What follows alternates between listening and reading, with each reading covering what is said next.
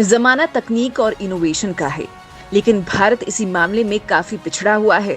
देश के मुकाबले चीन कहीं तेजी से आगे बढ़ रहा है, लेकिन अब मोदी सरकार ने अगले एक दशक में भारत को विज्ञान के क्षेत्र में दुनिया की तीसरी सबसे बड़ी ताकत बनाने का टारगेट तय किया है और इसके लिए नई science, technology and innovation policy का ड्राफ्ट तैयार कर लिया है। इस ड्राफ्ट के लिए आप भी 25 जनवरी तक अपने सुझाव दे सकते हैं। इस ड्राफ्ट में सरकार ने one nation one subscription policy लागू करने की सिफारिश की है, यानी दुनिया भर के सभी साइंटिफिक जर्नल का सब्सक्रिप्शन केवल सरकार लेगी और उनका एक्सेस देश के हर नागरिक को मिल सकेगा। अभी देश में करीब 3.5 लाख रिसर्चर हैं और देश के संस्थान दुनिया भर के जर्नल का सब्सक्रिप्शन अपने अपने स्तर पर लेते हैं, जिन पर सभी संस्थानों का सालाना सब्सक्रिप्शन खर्च 1500 करोड़ रुपए आता है। यदि भारत इसमें सफल रहता है तो ऐसा करने वाला दुनिया का पहला देश बन जाएगा।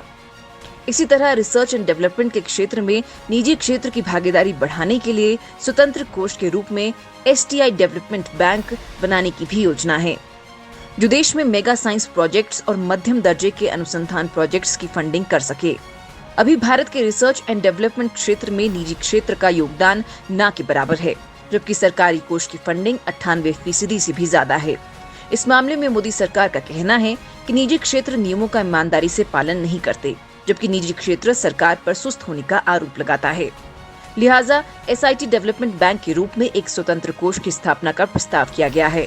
इस बैंक के पास जनरल फाइनेंस रूल्स को बाईपास करने का अधिकार भी होगा।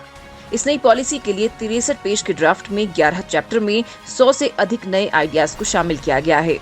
ये देश की 5वीं साइंस पॉलिसी है। ये एक डायनेमिक पॉलिसी होगी जो हर दूसरे साल संशोधित की जाएगी। पहले नई पॉलिसी के लिए 5 या 10 साल का इंतजार होता रहा है।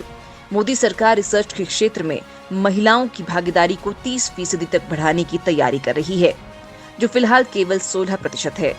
वहीं साइंस कम्युनिकेशन के लिए नया कैडर विकसित किया जाएगा, जिसके तहत देश के सभी संस्थानों में खासतौर पर विज्ञान गतिविधियों को बताने के लिए समर्पित व्यक्ति को नियुक्ति करने की बात की गई है।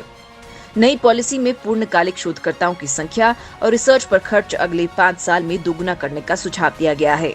बड़ी बात तो ये है कि देश में विज्ञान, तकनीकी और नवाचार पर GDP का 2.5% खर्च करने का टारगेट रखा गया है। साथ ही देश में जवाबदेह अनुसंधान माहौल विकसित करने के लिए एजुकेशन, रिसर्च और मार्केट को जोड़ने की बात भी कही गई है।